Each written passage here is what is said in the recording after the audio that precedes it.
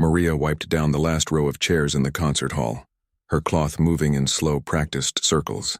The smell of lemon cleaner filled the air as she worked her way toward the stage. It was almost 8 in the evening and the building was finally quiet. This was her favorite time of day. She had been cleaning at Riverside Academy for nearly 6 years now. 6 years of mopping floors, emptying trash bins, and wiping down desks after everyone else had gone home. 6 years of being practically invisible. Maria didn't mind the work. She really didn't. At 52 years old, she had learned that honest work was nothing to be ashamed of, no matter what it was. Her mother used to tell her that every job had dignity if you did it well, so Maria cleaned every corner like it mattered because to her, it did. The academy was one of those fancy music schools where wealthy parents sent their talented kids to learn piano, violin, and whatever other instruments rich people thought were important. The hallways were lined with photos of students who had gone on to play in orchestras or win competitions. Everyone who worked here seemed to walk a little taller, like the prestige of the place rubbed off on them somehow. Everyone except Maria, of course. She was just the cleaning lady. Most days she moved through the building like a ghost. Teachers walked past her without making eye contact. Students barely noticed her as she emptied the trash cans in their practice rooms. She had become part of the furniture. Just another fixture that kept the place running but didn't really matter. Maria pushed her cleaning cart toward the stage, her shoes squeaking softly on the polished wood floor. The grand piano sat there like a sleeping giant, its black surface gleaming under the dim lights she hadn't turned off yet. She always saved the concert hall for last. Always. As she climbed the steps to the stage, she heard voices echoing from one of the practice rooms down the hall. A student, probably. One of the advanced ones who stayed late, trying to perfect some complicated piece for an upcoming recital. The notes floated through the air, stumbling at first, then finding their rhythm. Maria paused, her hand resting on her cleaning cart. She closed her eyes and listened. It was Chopin, she knew immediately. The Nocturne in E-flat major. The student was good, but rushing through the middle section. Too eager, not letting the notes breathe the way they needed to. She shook her head slightly and smiled to herself. Then she got back to work. People probably thought she knew nothing about music. Why would they think otherwise? She was a janitor who barely spoke English well enough to have a full conversation. She kept her head down, did her job, and went home to her small apartment every night. What could someone like her possibly know about Chopin or Rachmaninoff? Or any of the composers whose names got thrown around this place like everybody was supposed to recognize them? But Maria knew. Oh, she knew. She ran her cloth gently over the piano's surface, careful not to press too hard. Her fingers trembled slightly as they got close to the keys. She never touched them, never. That would be crossing a line. This wasn't her piano. This wasn't her world anymore. 23 years ago, Maria had been someone different. Someone who wore elegant dresses and performed in concert halls that looked just like this one. Someone whose name appeared on posters and whose recordings played on classical music radio stations. Someone who lived and breathed music every single day. But that was in another country, another lifetime. That Maria had made choices, and those choices led her here, to this new country where nobody knew who she had been, where she was just another immigrant trying to make ends meet. She had come here with her daughter, Lucia, when Lucia was just 7 years old. Maria's husband had died suddenly, and the life they had built together crumbled. Coming to America seemed like the only option, the only way to give Lucia a real future. Maria's sister had already been living here for years, and she helped them get settled. But concert pianists didn't just walk into new countries and start performing.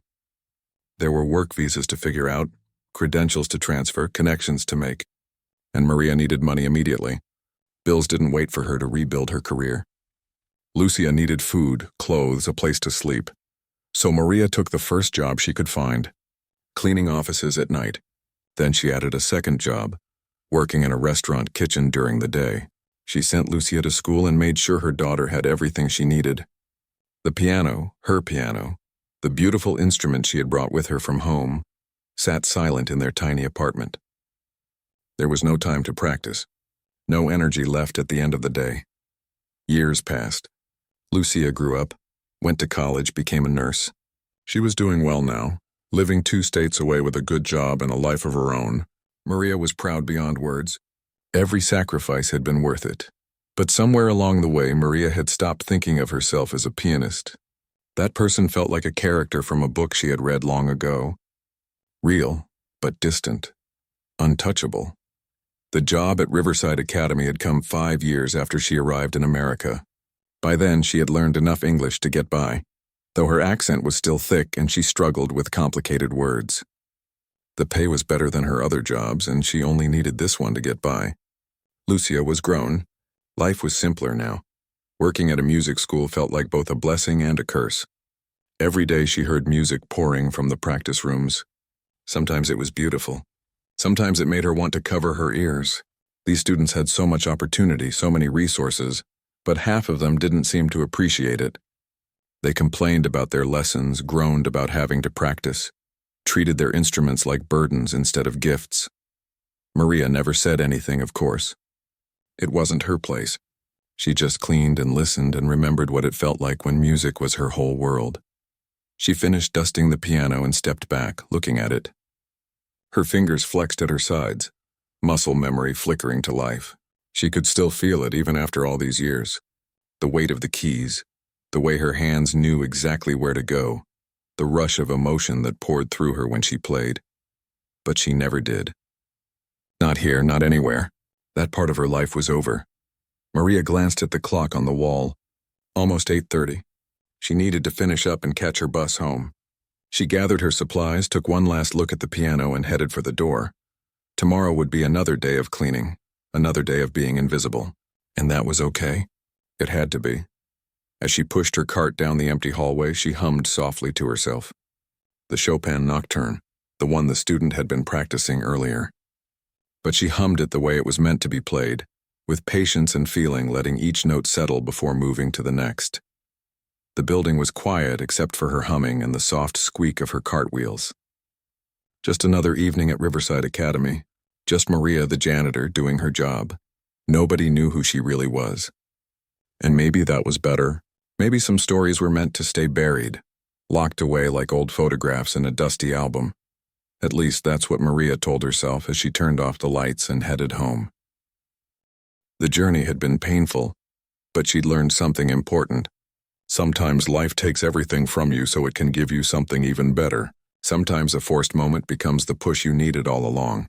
And sometimes the mows. The flyer appeared on the bulletin board in the main hallway on a Tuesday morning. Bright yellow paper with bold letters announcing the annual Riverside Academy Faculty Talent Show. Maria noticed it while emptying the trash can near the entrance. She paused for just a moment to read it before moving on. By lunchtime, the whole school was buzzing about it. The talent show was a big deal every year. Faculty members performed, parents bought tickets, and all the money went to the scholarship fund. It was supposed to be fun, a chance for the teachers to show a different side of themselves. Some took it seriously. Others treated it like a joke. Maria heard them talking about it everywhere. In the hallways between classes, in the practice rooms, in the administrative offices while she emptied their trash cans. Everyone seemed excited, already planning what they would do. Mrs. Patterson, the head of the music department, was going to sing opera. She mentioned it at least 5 times a day to anyone who would listen. Beverly from the English department was putting together a comedy sketch with 2 other teachers. Tom, who taught violin, was apparently going to play guitar and sing classic rock songs. The list went on and on. Maria just cleaned and listened, the way she always did. It was Thursday afternoon when everything changed. Maria pushed her cart into the teacher's lounge around 3:30, right after the last classes ended. She usually waited until everyone left, but the trash can was overflowing, and someone had spilled coffee all over one of the tables. Better to clean it now than let it sit. 6 or 7 teachers were sprawled across the couches and chairs, still wound up from the day. They were young mostly, the kind who had graduated from music conservatories just a few years ago and thought teaching at a prestigious academy made them special. Maria recognized most of them, though she doubted any of them knew her name. "I'm telling you, my tap dancing routine is going to steal the show," Beverly was saying, laughing. She was probably in her late 20s, always dressed in bright colors and big jewelry. "I've been practicing for 2 weeks. Please." Christine, a piano teacher, rolled her eyes. Everyone knows Mrs. Patterson is going to win just because she's the department head. She could recite the phone book and people would applaud. They all laughed at that. Maria quietly made her way to the overflowing trash can in the corner, trying to be as invisible as possible. "What are you doing, David?" someone asked. Magic tricks, a male voice answered. I've got this whole routine worked out with cards and scarves. The kids are going to love it. Magic tricks?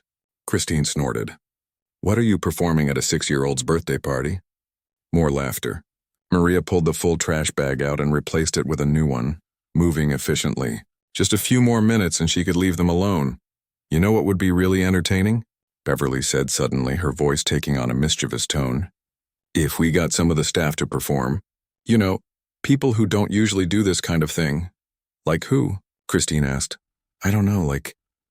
Beverly trailed off and Maria felt eyes on her back. Her hand stilled for just a moment.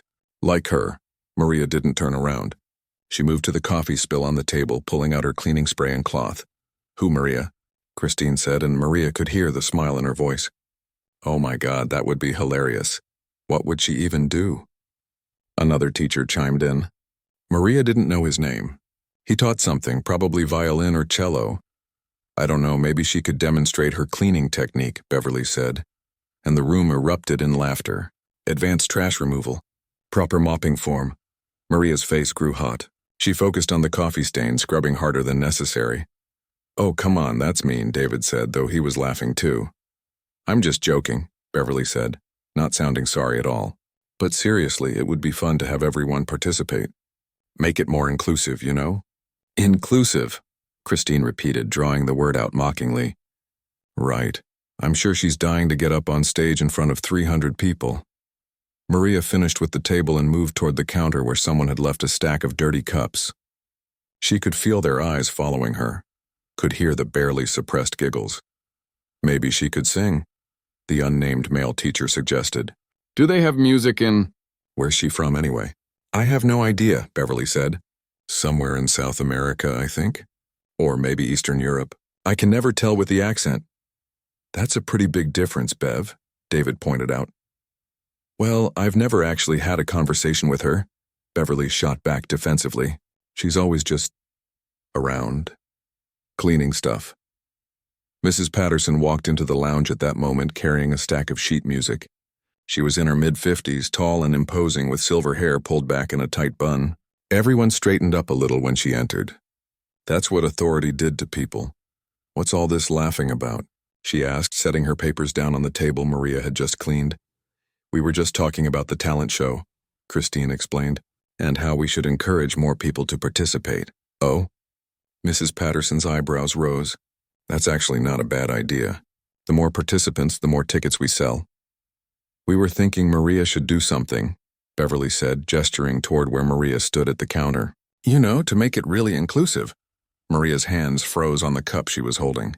She kept her eyes down, hoping this would pass, hoping they would forget about her and move on to something else.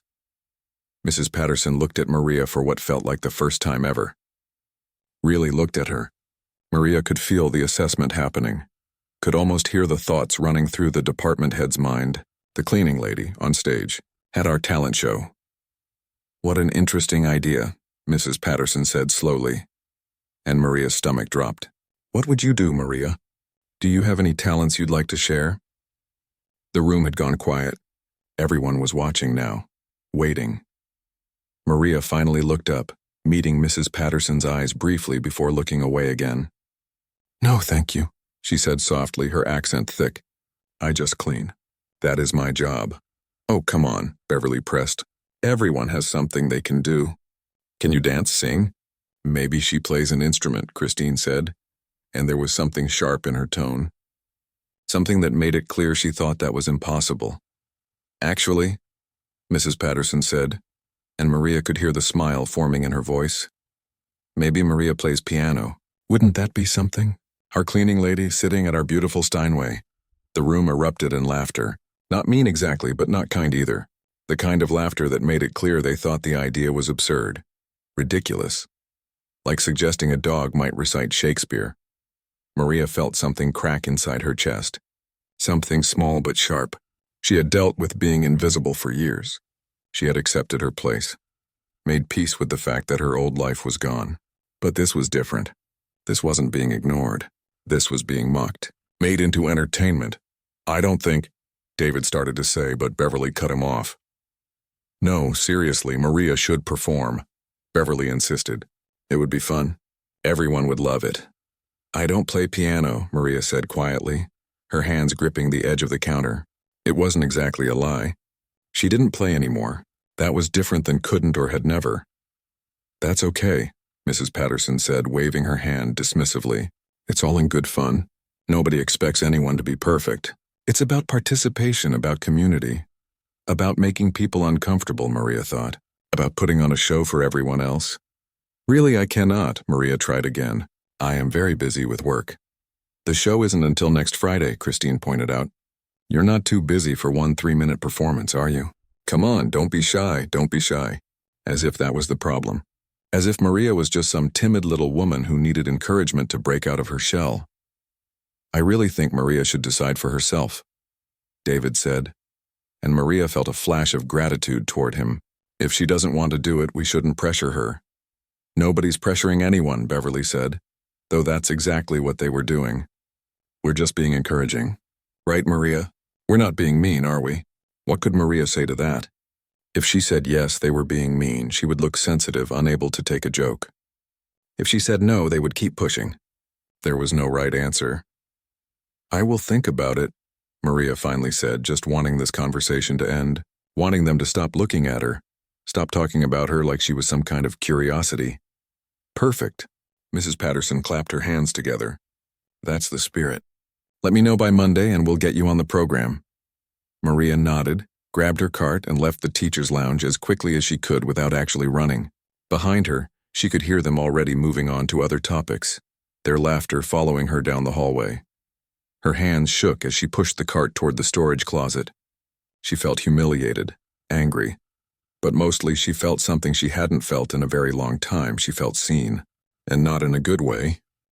That night, lying in bed in her small apartment, Maria stared at the ceiling. She could refuse. She could simply say no on Monday, and that would be the end of it. They might laugh about it for a few days, but they would forget eventually. They would go back to not noticing her, and life would return to normal. But something had shifted. Something in the way they had looked at her, the way they had laughed, like she was nothing. Like she could never be anything but what they saw, just the cleaning lady. 23 years ago, people had paid hundreds of dollars to hear her play. Critics had written reviews of her performances. Students had waited in line for her autograph.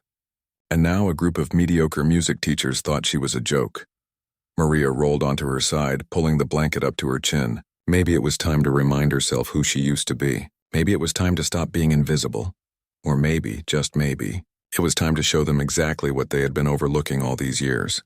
To beautiful music comes from the deepest pain, transformed into hope. Maria spent the entire weekend thinking about Monday. She had told them she would think about it, which was code for no. Everyone understood that, right? When someone said they would think about something they clearly didn't want to do, it meant no. But Sunday night, lying awake at 2 a.m, Maria had a terrible feeling that Mrs. Patterson didn't understand codes or hints or subtle rejections. She had a feeling that Monday was going to be difficult. She was right. Maria arrived at work Monday afternoon at her usual time, 3 o'clock. She was pushing her cart past the main administrative office when she heard Mrs. Patterson's voice calling out, "Maria!" Perfect timing. "Come here for a moment." Maria's stomach tightened. She left her cart in the hallway and walked into the office, where Mrs. Patterson sat behind her desk, surrounded by papers and schedules. "So," Mrs. Patterson said with a big smile, "have you thought about the talent show? We're finalizing the program today, and I need to know if you're in." "Mrs. Patterson," Maria started carefully, "I am not sure this is a good idea for me. I am a very shy person and I do not perform." "Nonsense," Mrs. Patterson cut her off, waving her hand. "Everyone gets nervous. That's completely normal, but you'll do great. It's just a few minutes and everyone's very supportive. But I've already told the principal about it," Mrs. Patterson continued, not letting Maria finish. "He thinks it's wonderful that we're including all staff members. It shows real community spirit. You wouldn't want to let him down, would you?" Maria stood there, trapped. How had this happened? How had a simple conversation in the teacher's lounge turned into something involving the principal, something she was expected to do? "What will I do?" Maria asked quietly, one last attempt at finding an escape. "I have no talent to show," Mrs. Patterson laughed. "Oh, you'll think of something. Maybe you could sing a song from your home country?" Or play something? Do you play any instruments? The question hung in the air between them. Maria could feel the weight of it, the way it pressed against all the secrets she had kept for so many years. I played piano, Maria said slowly. A long time ago, but not anymore. Perfect. Mrs. Patterson practically jumped from her chair. That's absolutely perfect. You can play piano at our talent show, on our beautiful Steinway, no less. No, I said I played long time ago, Maria tried to explain. I have not played in many years. I am not good anymore. Even better, Mrs. Patterson said, and Maria realized with a sinking feeling that the woman wasn't listening at all. Nobody expects perfection. Just play something simple, a children's song maybe, Twinkle, Twinkle, Little Star or something like that. It'll be charming, charming. That word made Maria's jaw clench. She wasn't there to be charming. She wasn't there to be entertainment. Mrs. Patterson, please. It's settled then, the department head said firmly. I'm putting you down for a piano performance. 3 to 5 minutes. You'll go toward the end of the show. And Maria, thank you for being such a good sport about this. It really means a lot. Maria walked out of that office feeling like she had been run over by a truck. She hadn't agreed to anything. She had tried to say no multiple times. But somehow she was now officially performing in the talent show. By Tuesday morning, everyone knew. Mrs. Patterson must have announced it to the whole faculty because Maria couldn't walk 10 feet without hearing whispers and seeing smirks. Teachers she had never spoken to were suddenly very interested in her. I heard you're playing piano in the talent show, Christine said when Maria was cleaning near her classroom. That's so brave. The word brave stung. It wasn't brave. It was forced. At lunch, Maria overheard a group of teachers talking in the hallway. I can't wait to see this, one of them said. Patterson told me she's playing piano. Does she even know how? Another asked. Apparently she took lessons a long time ago or something. Patterson said she'll probably play something really basic. I'm buying extra tickets just for this, the first teacher said. My husband needs to see it. They laughed, and Maria felt her face burn as she pushed her cart past them. They didn't even bother to lower their voices. They didn't care if she heard. By Wednesday, the students had found out.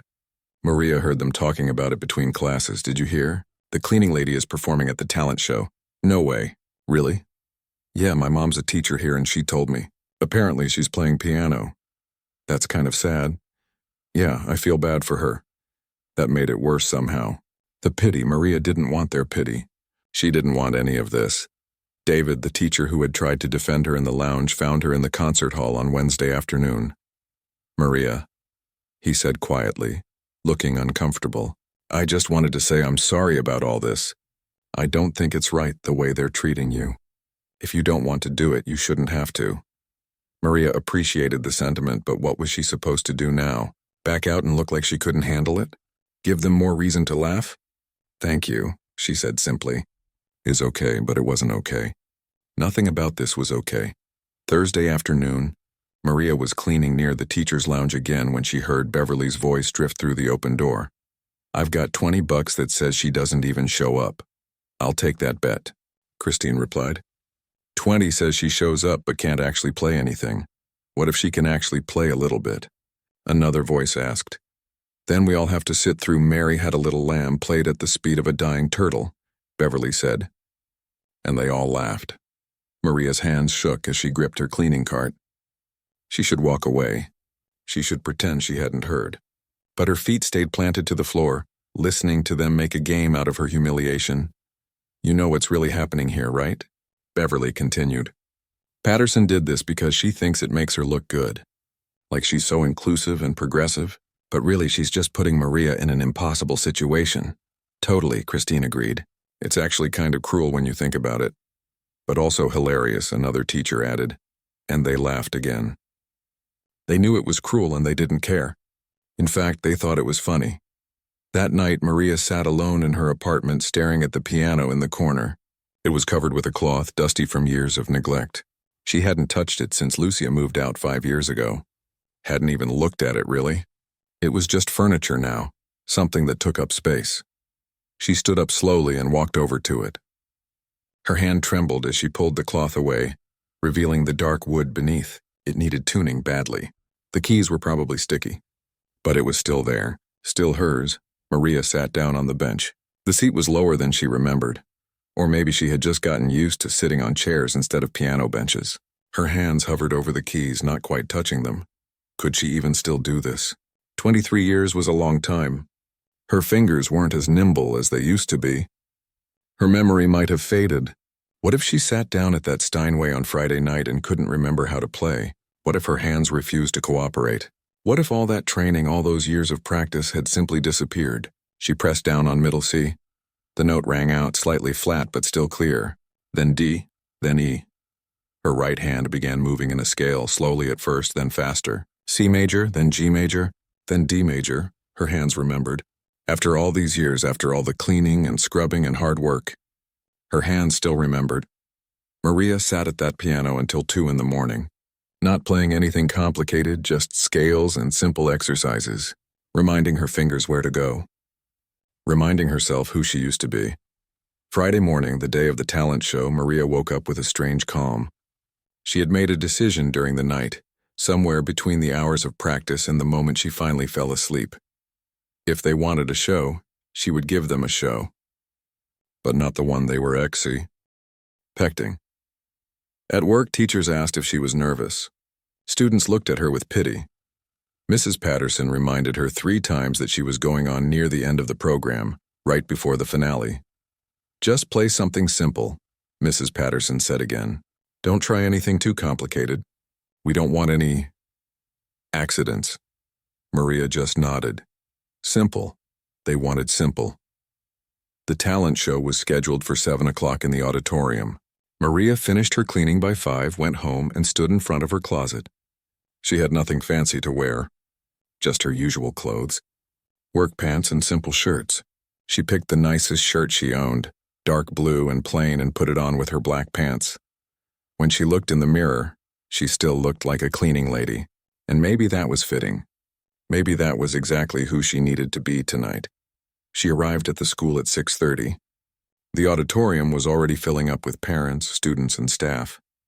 The energy in the room was electric, everyone excited for the show. Maria made her way backstage where performers were warming up and getting ready. Mrs. Patterson spotted her immediately. Maria, you made it. I wasn't sure you'd actually show up. Of course she wasn't sure. None of them were. They had all bet against her in one way or another. I am here, Maria said simply. The show started at 7 sharp. Maria stood in the wings watching teacher after teacher perform their acts. Beverly's tap dancing, Tom's guitar, Mrs. Patterson's opera singing, which was actually quite good, the magic tricks, the comedy sketches. Everyone was having fun, the audience laughing and clapping, and then it was Maria's turn. Mrs. Patterson walked out on stage to introduce her, a smile playing on her lips. Our next performer is someone who keeps our school running behind the scenes, someone we often overlook but who is so important to our community. Please welcome Maria Santos, who will be playing piano for us tonight. The applause was polite but thin. Maria could hear the whispers starting already as she walked onto the stage. She could see the smirks on some of the teachers' faces in the front row. She could feel hundreds of eyes watching her, waiting for her to fail. Maria walked across the stage, and it felt like the longest walk of her life. Her shoes made soft clicking sounds on the wood floor. The spotlight was too bright, making her squint. She could see shapes of people in the audience, but not faces. Maybe that was better. The Steinway sat there waiting, its black surface gleaming under the lights. She had cleaned this piano hundreds of times, running her cloth over it gently, treating it with respect, but she had never sat down to play it. Not once in 6 years. The whispers in the audience grew louder as she reached the piano bench. She could hear fragments of conversations, people wondering what she was going to play, people already laughing at the situation. In the front row, she caught Beverly elbowing Christine, both of them barely containing their giggles. Maria sat down slowly. The bench was the right height. She adjusted it slightly, moving it back just an inch. Her hands were shaking. Not from nerves about playing. She knew she could play, but from something else. Anger, maybe, or sadness, or both mixed together. She looked down at the keys. 88 black and white keys that she had memorized so long ago they were like old friends. Her fingers hovered above them, not quite touching. The audience was getting restless now, the whispers turning into quiet conversation. People probably thought she was frozen with fear. Mrs. Patterson was standing in the wings watching. Maria could see her out of the corner of her eye. The department head had her arms crossed, a patient smile on her face. The kind of smile you give a child who's trying very hard at something they're not good at. Maria took a deep breath. Then another. She closed her eyes for just a moment. 23 years ago, right before a performance, her teacher had told her something she never forgot. "The piano doesn't care who's watching," he had said. "It only cares about your touch, your heart. So forget the audience. Play for the music. Play for yourself." Maria opened her eyes. She let her hands rest on the keys, feeling their cool smoothness against her fingertips. And then she began to play. The first notes of Rachmaninoff's Piano Concerto No. 2 filled the auditorium. The whispers stopped instantly. It was like someone had flipped a switch. The entire room went silent and Maria felt it. That particular kind of silence that only happens when something unexpected is occurring, when people's brains are trying to catch up with what their ears are hearing.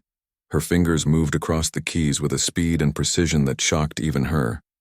Years of not playing meant nothing. Her hands knew this piece the way her lungs knew how to breathe. The opening was powerful, dramatic, demanding attention. Her left hand played the deep rolling chords while her right hand danced across the higher notes. She had chosen this piece deliberately, not something simple. Not Twinkle, Twinkle, Little Star, not Mary Had a Little Lamb.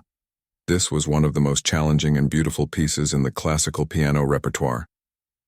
This was the kind of music that concert pianists trained for years to master. The auditorium's acoustics were perfect. Every note rang out clearly, filling the space, bouncing off the walls. Maria's whole body swayed slightly as she played, following the music's natural rhythm. Her eyes were half closed now, focused on nothing but the keys and the sound. In the audience, mouths had fallen open. Beverly's hand was frozen halfway to her face, her eyes wide. Christine had leaned forward in her seat, her expression completely changed from mocking to stunned. Mrs. Patterson stood in the wings with her hand over her mouth. Her professional composure completely shattered. The students in the upper rows had stopped scrolling on their phones. Parents who had been chatting quietly were now sitting up straight. Even the other teachers who were waiting backstage had come to the wings to see what was happening. Maria's fingers flew across the keys in the faster section, hitting every note with perfect clarity. This wasn't someone who had played a little piano as a hobby years ago. This was someone who had lived and breathed music, someone who had dedicated their entire life to this instrument. The piece moved into the softer, more emotional middle section. Maria's touch became gentler, coaxing sweet, tender notes from the piano. This part always made her think of sadness and hope mixed together, of losing something precious but remembering it with love. Her eyes grew wet, but she kept playing. Some people in the audience were crying now too, though they probably didn't know why. That's what great music did. It reached inside you and found feelings you didn't know you had. A woman in the third row was recording on her phone, her hands shaking. Several students were doing the same. David, the teacher who had tried to defend Maria, was standing at the side of the auditorium with tears streaming down his face. He was the music theory teacher. He understood exactly what he was witnessing. The concerto built back up to its powerful conclusion. Maria's hands moved faster, the notes cascading over each other like a waterfall. Her whole body was involved now, leaning into the dramatic sections, pulling back for the quiet moments. She had forgotten about the audience completely. She was 23 years old again, performing in her home country, feeling the music pour through her like electricity. The final chord rang out, strong and clear and definitive. Maria held it, her hands pressing the keys, letting the sound fill every corner of the auditorium. Then slowly she lifted her hands away. For a moment nobody moved, nobody breathed. The silence was complete and absolute. Then someone in the back stood up. Then another person. Then another. And suddenly the entire auditorium was on its feet, applauding so loudly it was almost deafening. It wasn't polite applause. It was the kind of applause that happens when people have witnessed something extraordinary, something they'll tell their friends about, something they'll remember. Maria sat at the piano, her hands folded in her lap, not quite believing what had just happened. Students were shouting. Parents were wiping tears from their eyes. Teachers stood with their hands above their heads, clapping until their palms hurt. Beverly wasn't laughing anymore. Christine's face had gone pale. Mrs. Patterson looked like she might faint. The teachers who had made bets about Maria, who had joked about her in the lounge, who had thought this whole thing would be entertaining in a sad, pitiful way, now looked like they wanted to disappear through the floor. Maria stood up slowly from the piano bench. Her legs felt weak. The applause continued, growing even louder. People were cheering now, whistling, calling out. Someone shouted, "Bravo," like they were at the opera. She walked to the front of the stage and bowed slightly, the way she used to after performances. The simple gesture was so professional, so practiced, that it made the truth even more obvious. This wasn't a cleaning lady who happened to know a little piano. This was a concert pianist who happened to clean buildings. As Maria walked off stage, students rushed toward her. They surrounded her before she could even reach the backstage area, talking over each other, asking questions. "Where did you learn to play like that? Have you always known how to do that? Why are you working as a janitor? That was incredible. Can you teach me?" Maria didn't know how to answer them. She just smiled and tried to make her way through the crowd. Her heart was pounding. Her hands were still shaking. She felt like she had just run a marathon. David pushed through the students and reached her first from the faculty. His eyes were red from crying. "Maria," he said, his voice thick with emotion. I don't even have words. That was one of the most beautiful performances I've ever heard, and I've been to Carnegie Hall." "Thank you," Maria said quietly. Mrs. Patterson appeared next, looking absolutely mortified. Her face was red, her confident demeanor completely gone. "Maria, I had no idea," she stammered. "You should have said something. You should have told us that she could what? Play piano?" She had told them she used to play. They hadn't bothered to ask any follow-up questions. They had made assumptions based on her job, her clothes, her accent. They had decided who she was without ever really seeing her. "I did tell you I played," Maria said simply. "You said I should play something simple." Mrs. Patterson's mouth opened and closed like a fish. She had no response to that because it was true. She had dismissed Maria completely, had treated her like a joke, and now had to face the reality that she had humiliated herself and her entire department. Beverly and Christine appeared, both looking sick. Neither of them could meet Maria's eyes. "That was really amazing," Beverly managed to say, her voice small. "I'm sorry if we didn't—" She trailed off because there was no good way to finish that sentence. The principal of the school pushed through the crowd, his face beaming. He had no idea what had happened behind the scenes. No idea about the mockery and the bets and the cruelty. He only knew that his school's talent show had just featured an incredible performance. "Maria," he exclaimed, shaking her hand enthusiastically. "That was absolutely stunning. I had no idea we had such talent on our staff. We need to talk about this. Maybe you could give lessons, perform at our concerts. This is wonderful." Maria nodded politely, overwhelmed by all the attention. All she wanted was to go home to process what had just happened. She had done what she set out to do. She had shown them. But now she felt exhausted, emotionally drained in a way she hadn't expected. "Excuse me," a student called out, still recording on her phone. "This is going on social media, okay? Everyone needs to see this." Maria's eyes widened. Social media. She hadn't thought about that. In the modern world, nothing stayed private. Her performance would be online within minutes, shared across platforms, viewed by thousands of people. Maybe millions. The thought made her dizzy. For 23 years she had been invisible, anonymous. Just another immigrant working a quiet job, keeping her head down. And now, in the span of 5 minutes, everything had changed. She could see it in their eyes as they looked at her. The students, the parents, the teachers, they saw her differently now. She wasn't invisible anymore. She wasn't just the cleaning lady. She was Maria Santos, the mystery pianist who had been hiding in plain sight all along. The question was, what happened next? Maria barely slept that night. Every time she closed her eyes, she saw the faces in the audience. The shock, the tears, the standing ovation. It played over and over in her mind like a movie she couldn't turn off. Her phone rang at 7 in the morning. It was Lucia, her daughter, calling from 2 states away. "Mom," Lucia's voice was practically shouting through the phone. "Mom, you're viral. You're all over the internet." Maria sat up in bed, confused. "What do you mean?" "The video from last night. Someone posted it and it's everywhere. TikTok, Facebook, Instagram, Twitter. Mom, millions of people have seen it already." "Millions?" Maria's stomach dropped. She fumbled with her phone, trying to pull up the internet browser. Lucia stayed on the line, talking rapidly about comments and shares and hashtags. Maria finally found the video. There she was, sitting at the piano, her fingers flying across the keys. The title read, "School Janitor Shocks Everyone with Hidden Talent." The view count was climbing as she watched. 3 million views. Then it refreshed. 3.2 million. The comments section was filled with thousands of messages. This made me cry. That's one of the hardest pieces to play. She's incredible.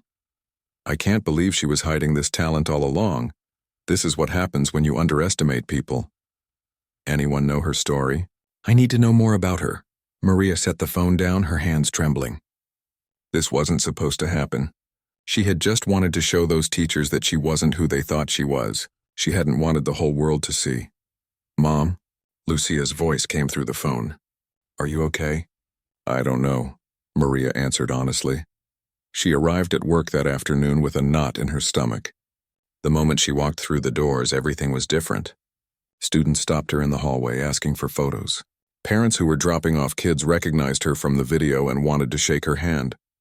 Teachers she had never spoken to came up to congratulate her. It was overwhelming. All she wanted was to get her cart and start cleaning, to return to some sense of normalcy. But normal was gone.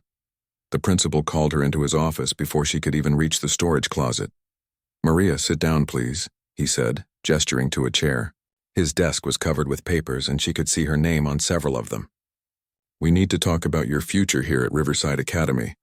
Maria sat, gripping her hands together in her lap. I've received calls all morning, he continued. From parents, from the school board, from the local news. Everyone wants to know about you, about your background, about why someone with your talent is working as a janitor. It is honest work, Maria said quietly. Of course it is, the principal agreed quickly. I didn't mean it that way, but Maria, you're clearly overqualified for your current position. I'd like to offer you something different. A position as a piano instructor. We can start part-time if you'd like. Work around your schedule. The pay would be significantly better, and you'd be doing what you're clearly meant to do. Maria looked at him carefully. A week ago, nobody in this building had known her name. Nobody had cared about her story or her talents or her future. She had been invisible. And now, because of one performance, because people had seen her differently, suddenly she was valuable. Suddenly she had potential. Can I think about it? Maria asked. The principal looked surprised but nodded. Of course. Take all the time you need. But Maria, I really hope you'll say yes. She left his office and finally made it to her cleaning cart. But she couldn't focus on work. Every few minutes someone would stop her. Students wanted to tell her how inspired they were. Teachers wanted to apologize, though most of them danced around what they were apologizing for. Mrs. Patterson found her in the concert hall that afternoon. The department head looked like she hadn't slept. Her usually perfect hair was slightly messy and there were dark circles under her eyes. Maria, she started, then paused. I owe you an apology. A real one. What I did, pressuring you to perform, treating you like it would be amusing, it was wrong.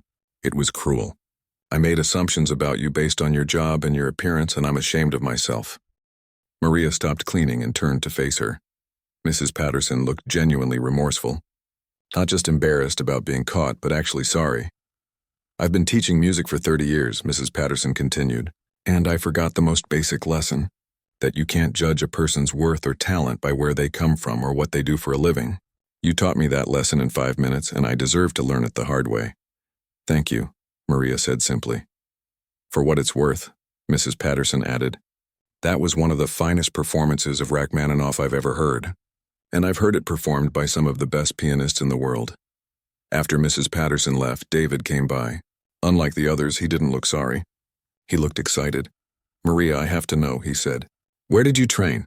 Who were your teachers? That level of skill doesn't come from nowhere. So Maria told him. She told him about the conservatory in her home country, about the years of training, about the performances in concert halls across Europe. She told him about meeting her husband, having Lucia, building a life around music. And then she told him about losing everything when her husband died, about the choice to come to America to give her daughter a better future, about the years of working multiple jobs just to survive. I didn't have time for piano, Maria explained. I had bills to pay, a child to raise. And after so many years, it felt like that life belonged to someone else. The woman who performed in concert halls, she felt like a different person. Not me anymore. But it is you, David said gently. It's always been you. You just stopped showing it to the world. Maria thought about that for the rest of the day. Was he right? Had she been hiding who she was, or had she simply become someone new? Could a person be both things at once? A concert pianist and a janitor. A performer and a mother. Someone with an extraordinary past and an ordinary present. By the end of the week, the video had been viewed over 20 million times. News stations wanted to interview her. People were calling the school asking how they could contact her. A classical music podcast wanted her to tell her story. It was all too much. Maria made her decision on Friday afternoon. She called the principal and asked for a meeting. I've thought about your offer, she told him, and I appreciate it very much. But I'm going to say no. The principal looked shocked. May I ask why?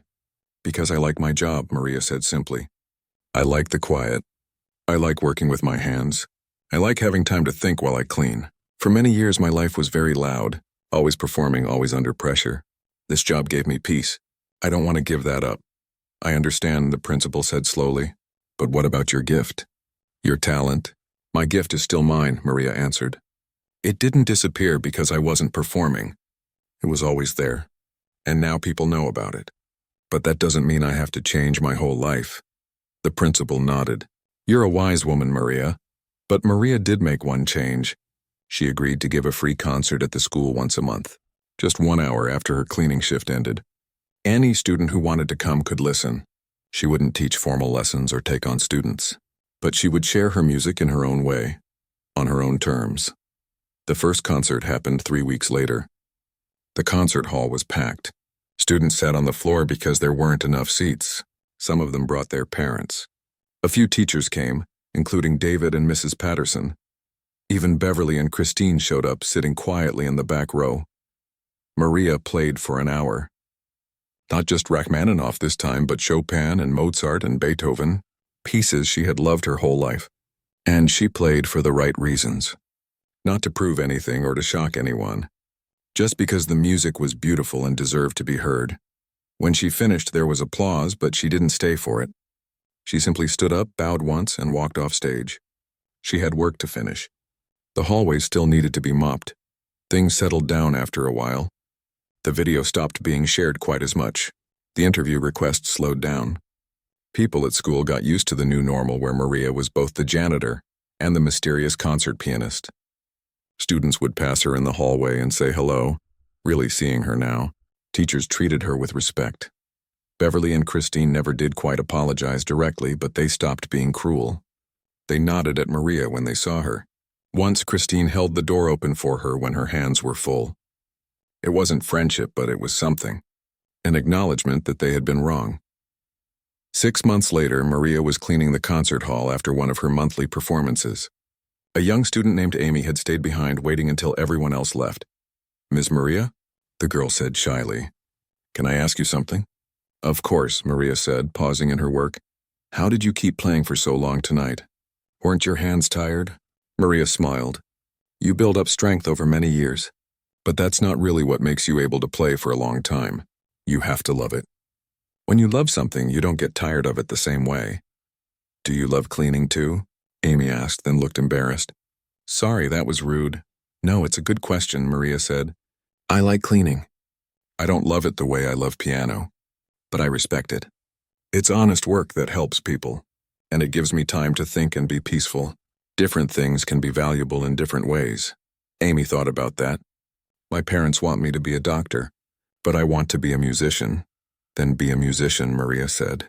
But also remember that life is long. You might be many things. I was a concert pianist. Then I was a mother. Then I was a janitor. Now I'm all of those things at once. You don't have to choose just one thing forever. The girl smiled and left, looking thoughtful. Maria finished her cleaning and locked up the building. The night air was cool as she walked to the bus stop. Her hands ached a little from playing, but it was a good ache. The kind that reminded her she had used her body for something meaningful. On the bus ride home, she looked out the window at the city lights passing by. She thought about the last 6 months, about how one performance had changed everything and nothing at all. She was still Maria Santos, still a woman who cleaned buildings and took the bus home, still someone who chose peace over fame, ordinary moments over extraordinary ones. But now people knew there was more to her story. And maybe that was the real lesson. Everyone had more to their story. Every person you passed on the street, every janitor and cashier and bus driver, they all had depths you couldn't see. They all had talents and dreams and pasts that might surprise you. You just had to be willing to look, to really see people instead of making assumptions, to treat everyone with dignity because you never knew who they might be. Maria smiled to herself as the bus pulled up to her stop. Tomorrow she would go back to work. She would clean the floors and empty the trash and wipe down the desks. And maybe, if she had time, she would play a little piano. Both things were good. Both things mattered, that was enough.